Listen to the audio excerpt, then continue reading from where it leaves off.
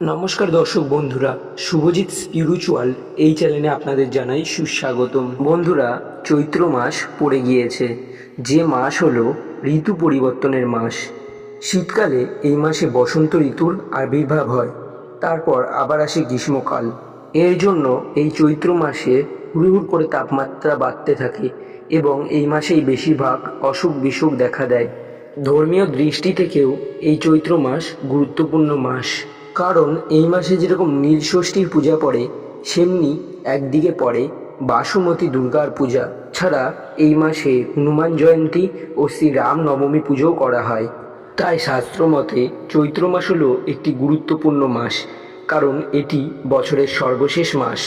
চৈত্র মাস যেমন আমাদের নতুন বছরের বার্তা নিয়ে আসে, কিন্তু এমনও কিছু বিষয় আছে যেগুলো যদি এই মাসে করা হয়, তাহলে পরের বছর আপনার পরিবারের জন্য বড়সড় অমঙ্গলও কিছু আসতে পারে। তাই এই বছর আমাদের কিছু কিছু বিষয় অবশ্যই মেনে চলা উচিত। প্রথম যে বিষয়টি বলবো সেটা আপনারা সকলেই প্রায় জানেন, সেটা হলো এই মাসে বিবাহের মতন শুভ কার্য করতে নেই।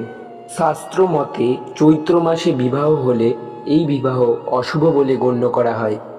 বিবাহ ছাড়াও বিবাহের আশীর্বাদ, কেনাকাটা বা বিবাহের দেখাশোনা এসব করা থেকেও এড়িয়ে যেতে বলা হয়েছে শাস্ত্রে।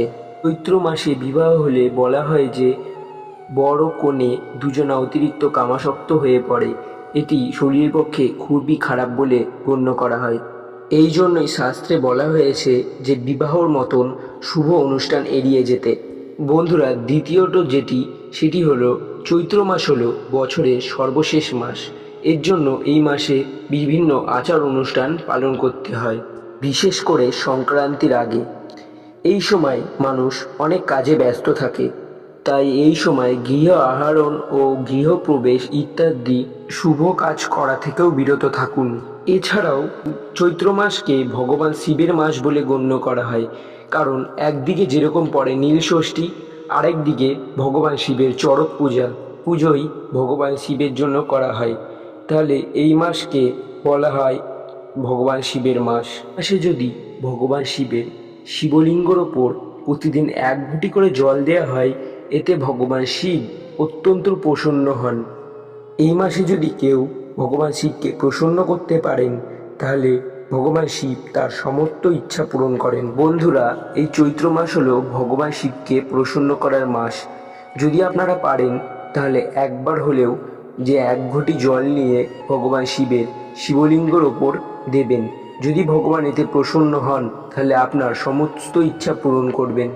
বন্ধুরা, আপনারা যদি প্রত্যেক দিন জল নাও দিতে পারেন, তাহলে চৈত্র মাসের প্রত্যেকটি সোমবারে ভগবান শিবের শিবলিঙ্গের ওপর জল দিন। চতুর্থত, যদি আপনার বাড়িতে প্রচুর নেগেটিভ শক্তি থাকে, তাহলে আপনি একটি গ্লাসে কিছুটা নুন নিন এবং কিছুটা তুলসী তলার মাটি নিন।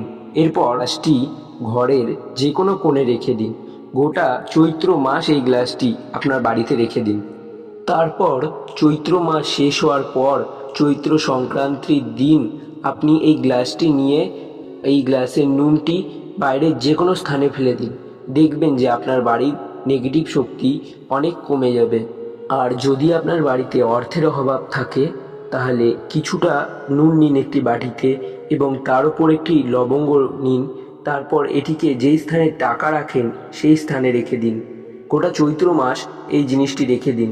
আর এই নুন চৈত্র সংক্রান্তির দিন কোনো প্রবাহিত জলে ভাসিয়ে দিন। দেখবেন আপনার অর্থ অভাব কেটে যাবে।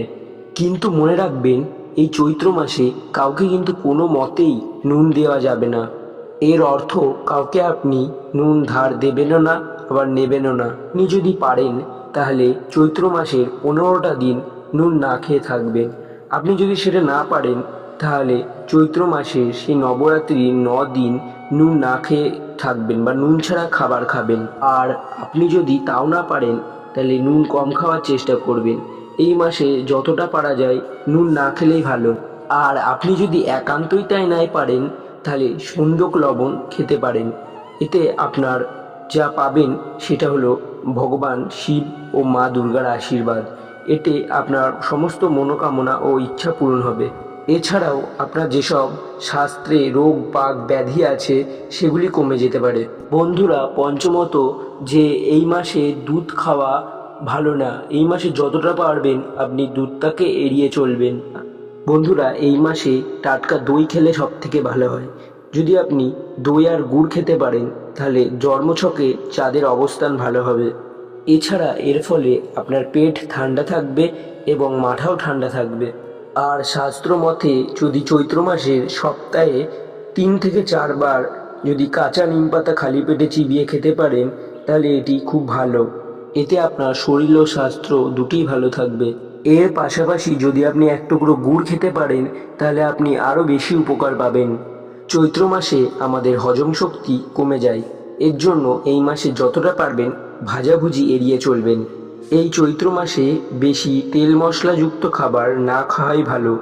আর যাদের হজম শক্তি খুবই কম তারা দরকার পড়লে রাতের খাবারটি বাদ দিন। তাও যদি না পারেন তাহলে মাঝে মাঝে রাতে তরল জাতীয় খাবার খান। এতে শরীর ও স্বাস্থ্য দুটিই ভালো থাকবে। যদি আপনি বাড়িতে পজিটিভ এনার্জি বৃদ্ধি করতে চান তাহলে বাড়িতে সপ্তাহে 2 থেকে 3 বার কর্পূর ও নিম পাতা জ্বালান।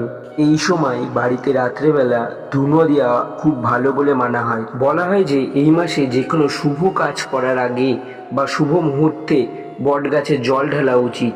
এতে আপনার মঙ্গল হবে এবং সেই শুভ কাজটি আপনার সফল হবে। তবে হ্যাঁ, এই চৈত্র মাসে বাড়িতে থেকে কিছু কিছু জিনিস দূর করা উচিত।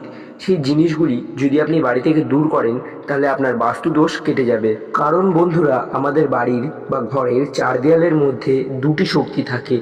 এক হলো শুভ শক্তি আর এক হলো অশুভ শক্তি। কিন্তু ভয়ের ব্যাপার হলো এটা যে অশুভ শক্তি আমাদের অজান্তেই বৃদ্ধি পেতে থাকে। তাই চৈত্র মাসের শুরুতেই বাড়ি থেকে এই কয়েকটি জিনিস অবশ্যই দূর করুন। হলে কিন্তু এই চৈত্র মাসে আপনার বাড়িতে একের পর এক খারাপ ঘটনা ঘটতেই থাকবে। নাম্বার 1, বন্ধুরা, আপনারা যদি বাড়িতে ছেঁড়া টাকার ব্যাগ রাখেন বা ছেঁড়া টাকার ব্যাগ ব্যবহার করেন তাহলে কিন্তু একটা মারাত্মক অর্থনৈতিক সমস্যা দেখা দিতে পারে বা অর্থনৈতিক কোনো বিপদ দেখা দিতে পারে। আর বন্ধুরা, এই ছেঁড়া মানি ব্যাগ বা ছেঁড়া টাকা রাখার ব্যাগের জন্য কিন্তু আপনি চরম অর্থনৈতিক বা ধার দেনায় জড়িয়ে পড়তে পারেন। এর জন্য যত তাড়াতাড়ি পারেন এই ছেঁড়া টাকার ব্যাগ এগুলো বাড়ি থেকে সরিয়ে ফেলুন। আর দ্বিতীয় যে কথাটি বলবো বা জিনিসটি বলবো, এটি কিন্তু বাড়িতে চরম বাস্তুদোষের সম্মুখীন করে। এই জিনিস যদি আপনি বাড়ি থেকে বৈশাখ মাসের আগে না সরিয়ে ফেলতে পারেন তাহলে আপনার বাড়িতে চরম বাস্তুদোষ দেখা দেবে। বন্ধুরা, দ্বিতীয় যে জিনিসটি হলো যে কোনো ইলেকট্রনিক গ্যাজেট যেগুলি আপনার ভেঙে গিয়েছে বা বাড়িতে পড়ে আছে নষ্ট জিনিস, এগুলি কিন্তু যত তাড়াতাড়ি পারবেন আপনি বাড়ি থেকে সরিয়ে ফেলুন, নাহলে কিন্তু আপনার অত্যন্ত বাস্তুদোষ দেখা দিতে পারে। এমন কোনো ইলেকট্রনিক জিনিস বাড়িতে রাখবেন না যেগুলি দীর্ঘকালীন ধরেই অব্যবহৃত পড়ে রয়েছে। তো নমস্কার বন্ধুরা, আমাদের আজকের ভিডিওটি এই পর্যন্তই। ভিডিওটি ভালো লাগলে ভিডিওটিকে অবশ্যই একটি লাইক করবেন এবং আমাদের চ্যানেলটিকে সাবস্ক্রাইব করে রাখবেন এবং পাশের বেল আইকন বাটনটিকে ক্লিক করে রাখবেন যদি আরও এরকম নতুন নতুন ভিডিও পেতে চান। আজকের ভিডিওটি এখানেই শেষ করছি। জয় শ্রীকৃষ্ণ, হর হর মহাদেব।